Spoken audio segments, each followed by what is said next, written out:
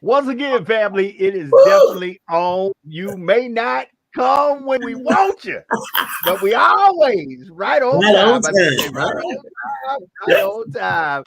Woo, my man, Edward J. Brown in the building. Yours truly, Joe Dupree, on this last Wednesday of June 2022. Yes, brother. My mental health. Everybody mental health matters. That's all I gotta say about it. What's going on, brother? Man, it's good to be once again in the land of the living and not numbered with those who are not among us. But like the old guy told me, he said it's good to be on the ground instead of having the ground on me. On you. Yeah, that's on right. You. That's right. That's right. So here we are again, family, with another one of these Wednesdays, Wellness Wednesdays, where we talk about your mental health, because your mental health matters. My good friend Edward J. Brown, Positive Choices Counseling Service. You can check them out at positivechoicescounseling.org. Yours truly, 100 BLK, the Black Station in the building. It is the quiet before the storm. Absolutely. It's getting ready to go down, man. Yeah, tomorrow we'll be in the big city, You ready? New Orleans. You ready? Getting everybody ready for an event that hasn't been in New Orleans for about 2 years, the Essence Music Festival of Culture, which will be all over the place in the Superdome, at the Montreal Convention Center, all throughout the city. A lot of things will be going on. You'll definitely catch us out there. I know that me and Edward's going to be on the ground all over the place, and you'll see us. You'll see me broadcasting live and doing stuff from the Civic Center and from the Superdome. So tell a friend to tell a friend, definitely catch that. And so we're going to talk about mental health matters, because 2 years of being locked up, couldn't do nothing, couldn't see nothing, couldn't be with nobody. It's good to be back. In the words of the great philosopher Jada Kiss, we back outside. Yeah, we back outside. That's it. So we're going to get into the conversation. Tell a friend to tell a friend. Share this with a friend. It's time for Wellness Wednesday. Take it away, my brother, Edward J. Brown in the building. We were able to take a break and get our minds together and kind of decide what we wanted to do. And over those past few weeks, I've had a lot of things transpire. And one of the things that I think we must begin to do as a society, as a race, is we must be ready to have the tough conversations. That part. And we say it and we just kind of minimize it. That's because we're not doing it. Right. As a people, we have yet to find the correct way to have the tough conversations. That's true. To say those things that need to be said and be comfortable when we say it. To not feel inadequate for not saying it. But the reason we're not saying things is because we don't know how to say stuff. Correct. So we keep it bottled up, and it continues to manifest itself, and it grows in just some of the most horrendous ways within us as human beings, within our society, our families, our children. So we need to today take that elephant and put it in the forefront of the room so that we can get rid of it. And it'll no longer be that hindrance to us as a people, because we have to start having tough conversations. Yes. Now, a lot has happened in a short amount of time. Oh, has it? And one of the reasons that these things continue to happen is because we don't want to have the conversations that need to be had because of various reasons. Some people might get their feelings hurt. I don't know how to say it, what will happen if I say it. And one of the things that kind of came into perspective for me that this needed to be our topic for this particular Wellness Wednesday is I have some brothers that I hang out with, and we termed the name of our little group the Hermanos, which is just Spanish for the brothers. And we went to a plantation home that's really big here in Natchez. And we had cigars on the front porch, and we ate in one of the parlors. But one of the most profound moments of that meeting was there were lots of whites gathered, and then it was the four of us, the five of us as black men. And when we were out on the porch smoking cigars, we were in one corner and everybody else was across the porch. And this one guy, and the reason he stood out to me was because if he looked like Archie, if there was anybody that could have been Archie Bunker's twin, it was him. It was this guy. I mean, I just couldn't, when he was coming towards me, I said, man, this dude looked like Archie Bunker. And we proceeded, he and I, to have one of the most interesting conversations where he even felt the need. He said, this country has never been as divided as it is right now. And he said, because people don't want to talk about the things that need to be talked about. Correct. He said, I'm even divided in my house.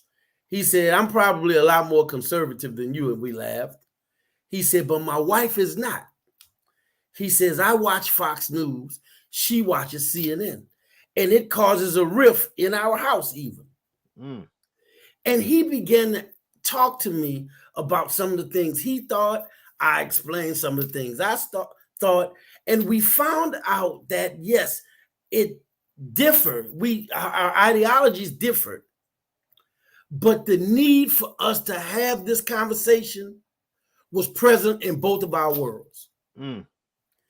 And after almost 45 minutes, he said, this has probably been one of the best conversations I've had in the past 2 years. Wow. And I said, why are we not talking about it? He said, people just don't feel comfortable. We've had Roe versus, we had the overturning of Roe versus Wade. Roe versus Wade. We've had a mass shooting at a school. We have cities like New Orleans and Chicago still, having a hard time getting crime under wraps. Correct. So instead, what we do is everybody stays in their little corner and they don't say anything. That's very true. Everybody stays in their comfort zone and we don't say a word. That's true. So I'd like to talk about why are we not having the tough conversations? Why are we not having? And we can go through so many different aspects of life. We can go from our personal lives. We walk around the house mad at each other and won't say a word. Correct. We have family members that haven't spoken to other family members. We have friends that haven't spoken to other friends. Where did we get to the point where it's dog eat dog, every man, woman, and child for themselves? Wow. Because it wasn't always that way, Brother Dupree. It wasn't. That's true. We had a community ideology in the African-American community. Correct. If some, like what the old song say, it used to be if people was having the problems, they would throw a party and bring people together to get you to talk. Right. Now, we tell our children, I don't want you playing with that joker. Right. I don't like that little girl. She fast. Mm-hmm. So we say that in the house, but the minute you walk up on that little girl and her mama, hey girl, how you doing? We have to get back to being comfortable talking about uncomfortable topics. True. We have children that the parents don't like that, talk to them about sex. So guess where they learn the sex at? On the internet. Correct. last night, whatever night it was, this P Valley. I don't watch the show, but something happened on P Valley And that entire internet on fire. When I'm telling you, my phone started blowing up, and then I was like, "Well, what's going on? Did you see P Valley?" I said, "I don't watch it." Man, look, we got to do something about this. They ain't put anything on TV, so I'm kind of like, "Well, what happened?" Man, look, I don't want to talk about it because what's the problem? Right. Why are you calling me? Why are you calling me if you don't want to talk about it? So I think what has happened, and I'll start the conversation right now. What I think has happened is the art of communication has died. True. We could be right next to each other and we won't communicate. We will text one another. True. In the same room. Listen, it's even to set up my son have it in his house where he has a little Google thing. And Right. there's one in the kids' room, there's one in the den, there's one, and he can tell Google, send a message to my kids' room and tell them I want them to come to dinner. And Google will say in his voice, "Come to dinner." Wow. Instead of the old days when you used to just yell across the room, "Come and get it." Right. Time for dinner. Right. Technology has killed the art of communication. Correct. I think that's one reason we don't communicate anymore as a society. The other is out of fear. Correct. We're afraid. We definitely don't want to rear and take the chance of getting into it with somebody because you said something to their child. Right. But children are able to be disrespectful. They're able to be rude. Mm-hmm. I had a conversation the other day, and it was like, well, children are rude. They walk into a room and they don't have to speak. Right. Brother Dupree, you remember, watch this. Let's see how far if we go back, what's the difference between where you were raised? If you walked into a room and you didn't speak, oh, what was that saying they used to say? Did you go to sleep with me last night? Did we sleep together last night? I knew. Right. Then they used to say, did we sleep together last night? Right. Because if you walked into a room, you spoke. Right.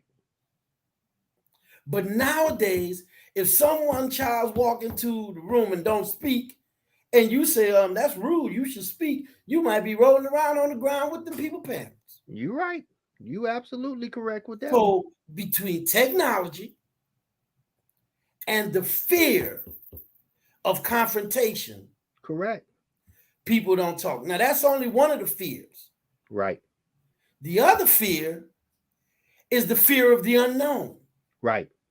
I don't say anything because I don't know how you're going to respond. Correct. I don't know how you're going to take it. What if you say something I don't like? What if you say something that doesn't go over well? We have to get back to, if that was the case, people could have easily said, listen, hey, my man right here talking about shooting up the school, we might need to watch him. Right. But nobody wanted to say anything. I'm going to stay out of it. I'm going to mind my business. Mm-hmm. Therefore, we have a society where communication is dead. Right. We post everything on social media. And it happened to me many times. I have social media friends. And when I say that, I use the term friends because that's what it's termed on social media. Friends. Correct. We ain't necessarily friends with all the people that's on my social media. Correct. You see people that's on and you don't even know them. Right. They don't speak to you. You don't speak to them. But y'all friends on social media. Correct. How much sense does that make? It doesn't. That doesn't even make sense. We're friends on social media, therefore you can see anything that I post, anything I say, I can see anything you say, but when we face to face, there's no conversation. No communication whatsoever. No communication at all. And the problem, and people will say, well, why do we have to talk about these tough subjects? Why do we need to talk about? Because we have people walking around holding things in because of the lack of communication. True. So true. So true. You know, absolutely. we walk around and we don't say anything and we hold it in, and then they shoot up a school. Right. They drive to a supermarket and kill complete strangers. Correct. Every conversation, that's 3. Let me stay on track because we will go way left. Number 3 is you have to understand every conversation is not going to be agreeable. Right. That's correct. We have to begin to get okay with being confrontational sometimes. Correct. You and I can sit there and say, okay, I'm a Pelicans fan. You say, well, God dog it, I'm a Rockets fan. Well, I don't like the Rockets. I don't care for the Pelicans. Now, to me, we just communicated. As far as I know, we exchange information. I know Joe don't like the Pelicans. He know I don't like the Rockets. Correct. Keep it moving. Keep it moving. But people don't feel that way, and it's not that simple for some people. If you don't agree with their ideology, we have a problem. Right. You know, we have a problem. Can we not agree to disagree without hating one another? Like we used to say in frat, let's disagree without being disagreeable. Right. You know, we can disagree without being disagreeable. And people are no longer able to accept everybody don't think like you think. Right. But that brings us back to one of the other ones. That's because we don't communicate anymore. Correct. We don't exchange ideas, you know, and we have to start getting back to, I'm very uncomfortable with what we're talking about. Now, I'm gonna put my, and man, I gotta be careful how to do this because I don't want to put my mother and embarrass my mother. My mama didn't want to have the talk with me. She had made up her mind. She did not want to have the talk. So she didn't. She decided to come in and drop some literature in my rooms and read that. That part. They read that part, right? You need to read that. She decided to bring some videos, I guess, that she got from the library. Watch this. I'm like, okay. And I'm looking at it, and it's the issue of sex. And then I was like, wow. So I get on the phone, I call my friends. I'm like, yo, man, my mama just gave me some flyers about sex. And they thought it was hilarious. They was like, what? I said, I guess this is the talk. You know, I was 13, 12, 13. Right. That was the talk. We never sat down and communicated, okay, son, this is what girls do. This is what boys do. This is, you know, so, and there's so many other issues, you know, how we can disagree. We definitely need to start getting these young brothers and put them in place and say, you know, you can disagree without killing him. Right. Correct. You can have an argument and it not lead to violence. You do understand that, don't you? Correct. But who's telling them that? Nobody's having these tough conversations. Right. You're right.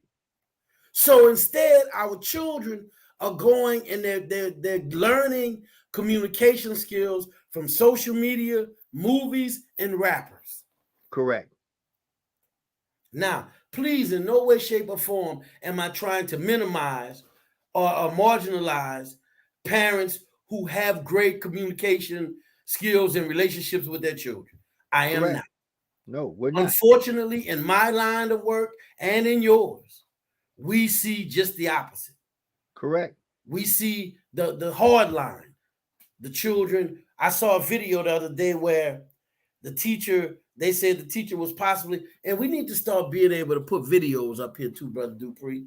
So Yeah. maybe I'll start sending them to you maybe the week before. Yeah, do that, and I'll put them up. The guy was a teacher, and he's yelling back and forth with the student, and he's saying, "Be quiet, shut up talking to me, shut up, don't talk to me." And you could hear the student say, "Well, yeah." He said, "You know what? Bring your daddy here and let me talk to your daddy, because I'm not talking to you. Stop talking." And you could hear the little girl in the background, blah, blah, blah, blah, blah, blah, blah. And he's constantly saying, "Shut up." And then all of a sudden he says, "Well, dig him up and bring him." And then you hear the whole class like, "Ooh, ooh." So I'm like, I don't get it. I didn't get it. So if you listen really good, the little girl yells out, "My daddy's dead." The teacher was so angry because he's going back and forth with the student. At this point, he said, "Well, dig him up and bring him." Now, the thing that was interesting about the video was the comments under the video. Wow. The people are saying he should have never lost his temper, but most of the people were saying how disrespectful the little girl was. Correct. And of course, you had those folks that, "Well, yeah, he should lose his job because he should have never said that." And okay.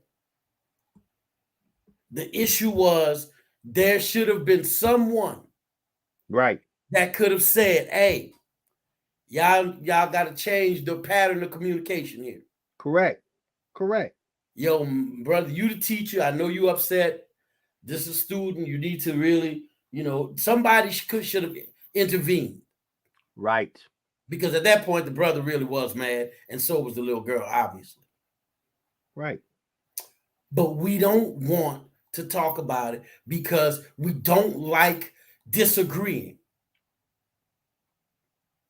And where and why have we gotten to that point in society where we don't want to talk about that? We're gonna disagree. Brother Dupree, I love you, man, but we ain't gonna agree about everything. Not everything. No, sir. Not everything. No, sir. We're not gonna agree about it, and it's okay. Perfectly okay. But you and I are at different places now than some people are in our society. There were so many videos you can watch. Neighbor walk across the street and shoot his neighbor because he was throwing snow, and the snow blower he had was blowing snow on the neighbor's lawn. And instead of saying something to him, he came out and shot the man and his wife. So, I mean, at the end of this day, we're looking at technology has changed our communication patterns. True. We don't like to disagree with one another because we don't know how to handle it. True. We need to understand that it is okay. Differences is what makes our world eclectic. Right. If everybody thought the same, this would be a boring world. Correct. Very. But how do you teach the art of communication for us to get back to where we were in the past? Correct. And brother, and the craziest thing about all that is that when you see a lack of communication, which is most of the time the biggest problems with every situation that occur, there is a lack of communication, or we talk not to listen to what the other people say. We say what we say to be heard. We're Correct. not listening. We're Correct. not listening and processing. Correct. We're just talking to be talking. I get to the point sometimes where I interact with people and I just shut up. And they'll get to talking and they'll say, "Well, what's wrong?" I say, "Well, you're not in the receiving mode right now. You're in the giving mode. So I'm going to let you keep giving and I'm going to receive until it's your turn to receive," because that's what a conversation is. A conversation is taking in and giving out. Correct. That's a conversation. Correct. But if you're constantly giving, you are not in a conversation. Right. You're monopolizing, you're making it one way, because a conversation, there is input and then there's intake. Correct. That is a conversation. input and intake. So you can have your input to there, but you have to be willing to take in what the other person is saying. Correct. You have to. So we have to get back to the point where we're comfortable with being uncomfortable. My mother obviously was not comfortable having a discussion with me about sex. I had no problems with mine. I could sit down and say, okay, we got to talk about this. Because what I always say is, if you don't teach your kids about sex, you know where they get it from? They friends. That's right. And you don't know where their friends getting it from. That's right. So, porno, the internet, they crazy Correct. brother named June, you never know. Never. Their friend could be getting it from anywhere. Right. So we have to get to the point where we're okay with being able to talk about those things. Now, what are some of the uncomfortable things people don't like to talk about? Relationships, sex, race, politics, money, religion. We don't want to talk about these things. And my thing is, I remember I had a really good conversation with one of my white friends, and she said, "That's very profound what you said." And I was like, "Oh, you heard that?" And she said, "Because I never thought about that." And I simply told her, just because I'm pro-black does not mean I'm anti-white. Correct. Being pro-black does not mean being anti-white.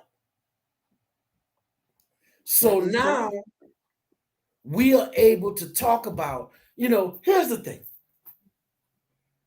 Let's bring an uncomfortable conversation up right now. There are just as many people who says if George Floyd had complied, he'd be alive. Correct. Okay. All right. For me, my response to that is, what is compliance? Compliance is following instructions. There's certain things that went on with that was excessive. Correct. When George Floyd complied, okay, fine. Let's say he resisted a little bit with the placing of the handcuffs and getting in the car. He did not comply. Fine. They roughed him up. They pushed him in the car, made him get in, did everything he was supposed to do. And what he ended up doing was, at that point, was he said, "I can't breathe. I can't do this."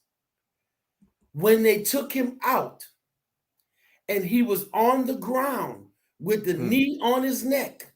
Come on. What was he not complying with? Come on. Okay. Now, here's the thing. I have no problem arguing the point with you. Oh, he should have complied. Okay. Now, I heard what you said. He resists the handcuffs. He resists being in the car. But for 8 minutes or 9 minutes on the ground, what was he not in compliance with?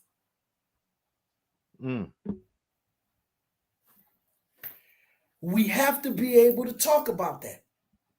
Correct. We have to. We have to be able to communicate. I have no problem with the Trumpsters, the Retrumplicans. I have no problem. But here's the issue. We have to look at some of the things that this man said, because it shows intellect. Correct. I had a problem when he said, look at my African American. Look at him. Look at my African American right there. You're African American. That means ownership. You're African American. Come on. I have a problem when he said, grab him what? Now, right. If Barack Obama had made that statement he would have never been the president of the United States. Houston, we would have had a major problem. He would have never been the president of the United States. We would have Now, had a major problem. what we're doing is we're talking about things that people don't want to talk about. Correct. Well, I thought that I was tired of all of these politicians. I voted for Trump because I felt it was time to give a non-politician a shot. Okay. Here's my response to that. You want to give a non-politician a try at the most political position on the planet. Come on. You know what I'm saying? That's like me saying, I'm tired of my doctor making all this money. Let me give a non-doctor a try. Correct. So I'm going to go and let the gardener give me an appendectomy. You know what I'm saying? Right. Because I'm tired of the doctor making all this money. I'm tired. So let's give a non-doctor a try. To be my brain surgeon. To be my brain cranium open. Yeah, correct. Cut my cranium open. Yeah, so let's do that. You're going to give a non-politician a shot at the most political position on the planet. Okay. Crazy. These things are things now let's flip the coin. Let's flip the script. Barack Obama. I tell people all the time, as a Black business owner, I didn't get much relief from the Obama administration. Oh no. He did very little for small businesses. Yeah, that's very true. I can say that. There's so many things. Now watch this one. We're about to get into the touchy one because we're talking about things just to prove a point that's very uncomfortable, and some people watching this podcast may not have a good feeling about. Let's talk about religion. Correct. We got pastors out here, and priests who are predators. Who are predators. We have churches that's taking in mega bucks and not doing anything for the communities in which they live. That's very true. I mean, look, man, you got to be real about it. And we got some that's doing more than any other organization in there. I'm not saying we're just talking a difficult conversation. Hey, you talking difficult conversations today. It was just announced that the FBI is making a major investigation into the sex scandals into the Church of the Catholics, the Catholic Church. So this is the crazy thing today. They're just giving. They settled the largest settlement ever for sex. Right. Boy Scouts. Right. The Boy Scouts, the Southern Baptist Church. Today, a lot of us got the news that Robert Kelly, got 30 years. 30. He's gonna die in jail. So listen, and here's the thing: nobody's upholding what an individual did wrong. We look every day and we turn on the TV, and right now they're going over the January 6th the insurrection. And with that, you hear the testimonies of the individuals who were actually people who were a part of that administration. They were a part of the administration, and they're basically saying, look, I didn't feel comfortable with what was going on. So I always look at it like this. If it's good for the goose, it's good for the gander. If you say I can make a RICO case in Atlanta, Georgia with all these rappers over the music they made and say in the music they tell you the crimes they committed, if you hold them responsible, that means you can hold an individual responsible for the words that come out of their mouth, period, no matter who they are. Your words have consequences. Forget elections. Your words have consequences. And now that we're on that subject, let's really get uncomfortable. The reason right now people are whoa in the streets, women are saying right now, I'm not even considered a human being. I must be like the slaves were back in the slavery's days, 3/4 of something, is because you didn't vote. The people, if you look, before you got Hillary, You said, before I get a Hillary Clinton in office, let me give Donald Trump a try. Well, you see what Donald Trump just delivered. He delivered that women no longer have rights. In all my years of living, I have never seen a president or a Supreme Court take away folks' rights. Take away folks' rights outside of that, when they took away the rights of individuals to own individuals by denouncing slavery. Now, let's talk about that. Just because it's a law doesn't mean it's morally correct or it's biblically right. Well, and that's another thing. Why is everybody using Jesus? I know Jesus is somewhere going, y'all really lie on me a lot. I know that's what Jesus is. Our society is based on morality, or it's supposed to be. It's supposed to be based on morality, right and wrong. But what we have to understand is this whole concept that we're living under. We, the people, in order to form a more perfect union, okay, the first thing we had to understand is we did not include black folks and or white women. Right. It was about a group of rich white men. Correct. Who had pretty much destroyed and decimated the Native Americans that were the originators of this land. Right. The native folks. The native folks. We the people. We got to look at that. We the people. We the people. So we're still under that Constitution. Correct. We the people. We that's why I had a t-shirt on the other day, and the lady made a comment. It said 1776, and it was crossed out, and it said Juneteenth, because my ancestors were not free in 1776. No, we weren't. So, the lady stopped me in the supermarket and she read my shirt, and she just went and walked off. A little old white lady, and walked off. And I think it just made her think, because that's self-explanatory. Juneteenth is being recognized, and there's so much discussion on what's the big deal, what's the big deal, what's the big deal. 4th of July is Independence Day. 4th of July is Independence Day for you, your people. On July 4th, 1776, black people were still slaves. Well, and then let's just be real about it. So bro. We're having another conversation, going from insurrection, going for the insurrection. It was just a regular little tour at the state capitol that got a little out of hand, but that's all it was. And now, we're talking about all of the things that's happening in our society with religion, and the molestation of by priests and different clergy. But what we're doing, Brother Dupree, at this very moment, you and I are having difficult discussions. Right, because it's hard to imagine. Mm-hmm. It's hard to imagine. I say this constantly. I will continue to say this. I believe as a man, I am not qualified in any shape, form, or fashion to tell a woman how to conduct anything that happens to do with her body.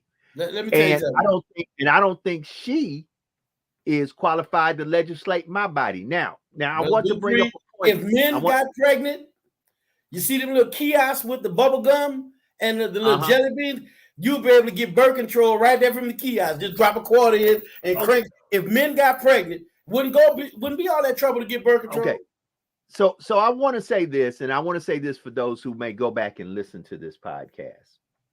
And I want people to understand what type of situation we're really dealing with here in this country when it comes down to rights, period. Honestly, if you would very much be honest and take Roe v. Wade off the table, here is the rights as they really stand in layman's terms. If I am with a woman and this woman gets pregnant from me, she actually runs the whole show. And let me show you what I mean by that. If I say, honey, I would love for us, since now you told me you're pregnant, to have this child, even though we're not together. And she may even express to me, I don't see no future for us. I don't see us getting married. I don't see us together, but I am pregnant by you. She's in the driver's seat because she can say, No, Joe, I don't want to have this child. no, correct. And I can get mad as I want to be. All you want. But guess what? She ain't going to have the child if she chooses not to have the child. Even if I tell her, look, have the child, give the child to me, you don't have to have nothing to do with the child. She runs that show. If it's the other way around, I say, oh, what you mean you're pregnant? Yeah, I'm pregnant. Well, look, I don't see no future with us. I don't see us getting married. I don't see us together. And I really don't want you having my child. I know we made a mishap or a mistake. She can right there say, Joe, screw you. I'm going to have this child. And since you said it like that, I'm going to punish you. And put you by on making you support this. I'm going to support. make you support. Right, hold it. Even if you say that you would commit to me that even though you and I ain't together, you're going to do everything you can to take care of this child. I still want to put you on papers, because by putting you on papers, that puts me in a position of power, because now I got you in front of them people, and really you deserve more than even being put on them papers, because the truth about it is I'm using this child support not to support the child, but as punishment towards you. Correct. A man never had anything to do once a woman got pregnant. In the time of the pregnancy and the woman carrying the child, it's really all on the woman. If the woman decides to let the man know she's pregnant, the man has nothing to say. The man can't say, well, I don't want you to have the baby. We need to have a discussion about this. Because if they went to court, the court would tell a man, are you crazy? She can have the child if she wants to. Well, and vice versa. It's different now. So the game has now changed. Yep. But I just wanted to put that out there for some people really to think about that, because the truth about the matter is, first of all, none of us men should legislate a woman's body. Absolutely. Period. Absolutely. We would not want a woman legislating our body. Now, I done heard a lot of women talking all this craziness about best sex. I don't want to hear that. The truth about it is, as a human being, and then the evangelicals really killing me lately, because if I recall right in my Bible, somewhere in the book of Matthew, it speaks of Jesus talking about a woman who was a prostitute who was brought before him, and they said, the law say. The law say that. Hold it. The Bible say in the Bible. Oh, we caught her red-handed. That's what they told Jesus. Go read it in your Bible. And Jesus didn't really even pay her no attention. And they said, oh, a rabbi, the law say she ought to be stoned. And when he knelt down and started writing in that dirt, come on. Right. But then he raised up and said, I gotta go check on. I left my greens on. And they started leaving one because he said this. He amongst you that is free of sin, if the law say that, cast the first stone. Go and throw a rock. Go ahead. Go on. And then it said from the oldest to the youngest, they begin to leave. Now, a lot of people, I had a great theologian to preach this last Sunday. Here's your problem. Y'all are too judgmental when the judgment falls on you to administer the judgment. But when you are on the side of the woman, you don't want to be judgmental. You want to be the one that you want everybody to have an understanding and give you mercy. That's our problem. I literally walked into a place with a bunch of evangelicals, and I consider myself a spiritual man, not a religious man. But I walked into a place where a person told me, if you have a problem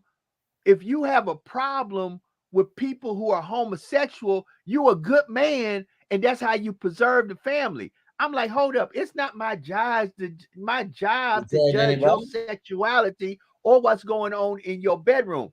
Somewhere I read in my Bible, naked I came in this world, naked I shall leave. And the only person who can answer for any deed I have done on this planet when I stand before my God is me. Go ahead. I can't go to God with a copy of the American Constitution and say, God, this piece of paper said, And I The was law following this said, piece of paper. the law said, yeah. Hold it. I can see God right now saying, Moses, bring me them 10 commandments I wrote.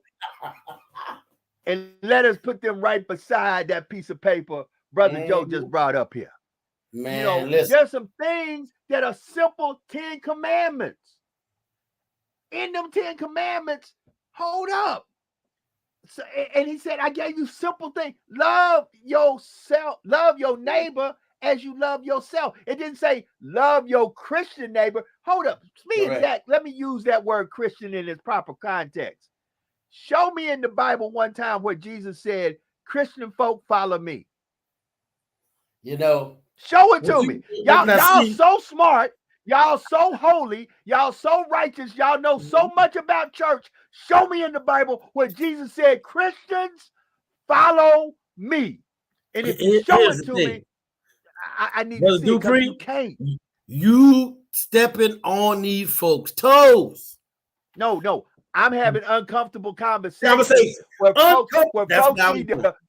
folks need to wake up and realize, if you stop judging folks, because somewhere in my Bible it says, judge not that ye be judged by the same measure that you judge folks. At the end of the business, God said in a calm way, mind your own good business.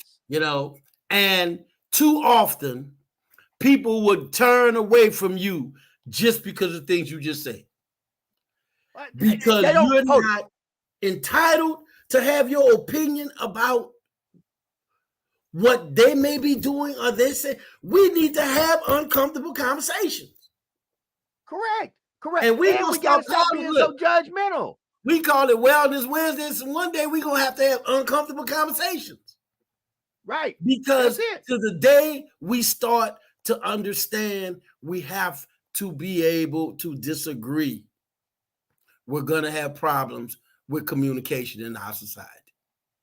Simple as that. If you really read in this great thing called the Bible, no matter what kind of slogan you try to give the Bible, basic instruction before leaving earth, people, I done heard all kind of stuff.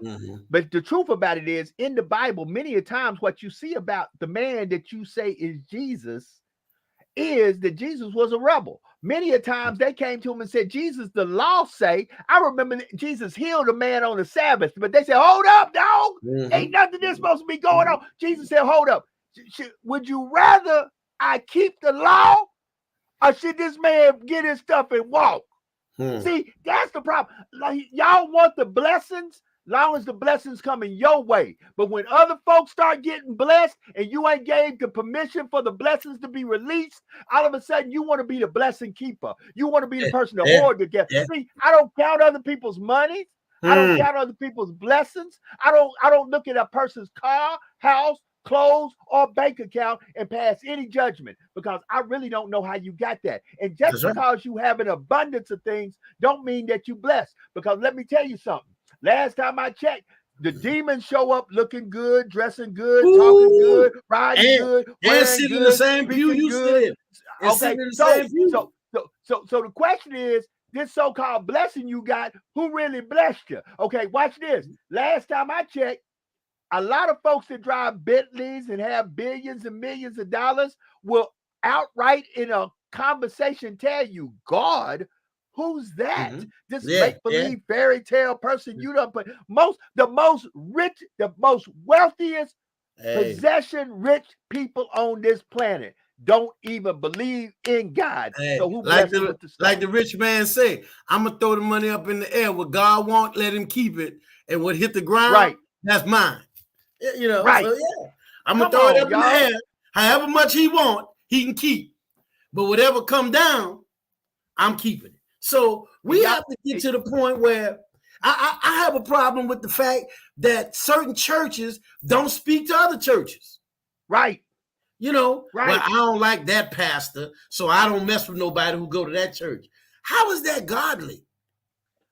What happens when you get to heaven and there are people up there that you ain't like, or that you ain't think should have got in there?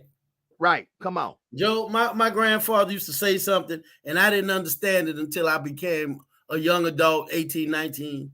My grandfather used to say, "Thank God man ain't got nothing to do with me getting into heaven. Oh. And look, when he said that, I didn't get it. You know, I was like, I don't know. All right, Grandpa, I'm going to go outside and play. Okay. When I made about 17 and he said, thank God, man ain't got nothing to do with me getting into heaven. It hit me. I understood what he meant. Because if people could talk to somebody that would stop you from getting into heaven, guess what? It'd be a lot of folks wouldn't get in. It'd be 2 or 3 people going up to heaven, and you think they're going there talking on your behalf, and they're going up there to make sure you don't get in. Hey, brother, I'm gonna say this, and this is gonna be very uncomfortable for some folks to hear. That's what we're doing. We have listening on my paper. Uncomfortable conversation. Hey, they may very much not even want to talk to me after I say this. Listen, well, if the choice is given, the choice. Now, once again, unless I'm reading a Bible. And my Bible just some kooky cockamamie Bible that ain't like nobody else's Bible. Somewhere even God say, I don't force you to worship me. You can choose. That's what the point is. You got freedom, free will. He gave us free will. Right. You can worship me and do what I tell you to do. They come with certain benefits.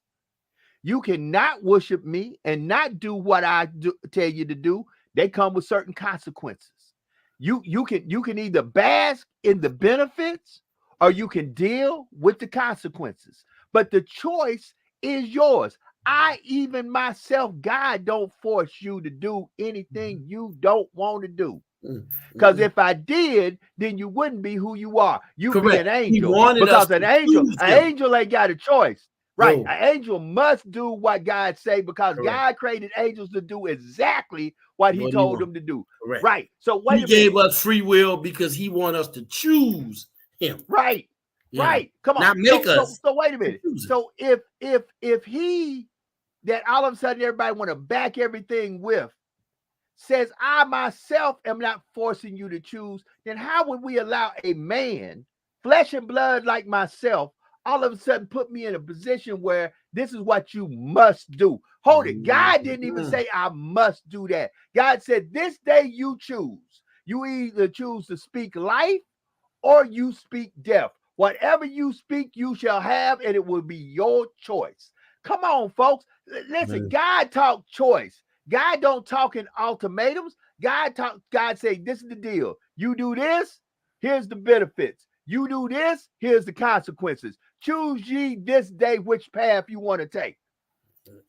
We have but you said it though when we got on, we took this turn down this road, talking uncomfortable conversations, and religion being one of those things that have us divided. So much so that I remember many years ago, I don't always agree with everything Brother Farrakhan said, the minister, but I listened to him and he made a comment one day. He said the United States should stay out of Iran and Iraq and these places because what has happened is these people have declared holy war against the United States. He said, now let me explain something to you about that. He said, if you don't know what a holy war is, what that means is they believe they're fighting for God. He said, it is nothing more terrifying than a man or a group of people who believe they are fighting for God. I think we're at the point now in society that we need to be able to sit down and talk about religion. We need to be able to sit down and talk about politics. And when I say politics, I mean things like, why can we not ban military-style assault weapons after we all see what these weapons are capable of doing in the hands of a lunatic? Right. Okay? We're not talking about banning guns. We're talking about military-style guns, as my brother Dupree says, weapons of mass destruction. Right. So that's a political issue that people do not want to talk about because it causes too much strife and people become uncomfortable. People don't want to talk about religion. Well, people don't want to talk about politics. We got to be truthful about this. Here's the tie that binds all of that. First of all, I don't really talk religion because religion is man-made. I can talk with you about spirituality. But the truth about it is the tie that binds everything that we're talking right now is money, money, money, money, money. And the power that money and wealth gives an individual and positions them to be able to say, I am above you and you are beneath me. It's about status and money, because I'm telling you, if we could ever regulate a way to eliminate status and money, if we could literally do like in some sci-fi novels and make it that this world is not based on status and money, that it literally is based on the deeds of an individual's the intent and the deeds and their character and their heart, we'd be in a whole different ball game. But here's the thing. I don't have a problem with you wanting and liking nice things, but you wanting and liking nice things and receiving those things doesn't necessarily mean that you receive them the correct way or they got to you by the blessings of God. I just finished telling somebody that everybody who's in a power position and everybody who's in a wealthy place didn't necessarily get there the right way and by noble, honest deeds, period. My grandfather used to say, you don't define yourself by what you have, because the minute you don't have nothing, you don't feel like anything. You know, I've always said things that got me in trouble. And I mean that today. I say this all the time to people. You should not. Now, again, Brother Dupree, you've been saying a lot of things that's going to get some people upset. So I'm going to say some things that's probably going to get people upset right now. You should not have a $3,000 purse if you don't have $3,000 in the bank. That's my opinion. Hold up. I'm going to get deeper. I want all you sisters to get mad at me right now. You shouldn't have a $3,000 anything if you're walking around with an EBT card, if you're walking around on any type of government assistance. You shouldn't have. Hold up. You shouldn't be Louis. You shouldn't be talking Louis, Gucci. You shouldn't be talking elaborate vacations. None of it. No, you should be figuring out a way to get yourself off of government assistance. That's what you don't need. Hold it. I don't care what you need. You don't need to reach inside a brand new Gucci purse and pull out an EBT card and want me to all of a sudden think you balling. You ain't balling. You straight up scamming. That's what you doing. And what make me want to question is the Louis a Louis or is it a Ooey? Because they got some Ooeys out there that look like Louis. But if I work for Louis, I can know that that's not really a Louis. That's a Ooey. And that's another thing. Let me tell you something. I will need security to walk the streets. I don't care what you need, brother. Before I get a Ooey, Uchi, man, let me tell you something. If I want to get a Louis, I'm going to go get a Louis.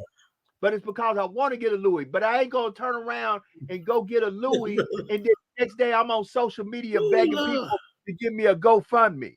Or something go down. The same people riding around in the Beamers and the Benz. Listen, I ain't going to ride in nothing that I can't keep the maintenance on. Correct. I can go right now and go get a Bentley. Man, but I can't maintain a Bentley. Because the first time they tell you, oh, dog, you know, all change $2,000. Yeah, $2,000.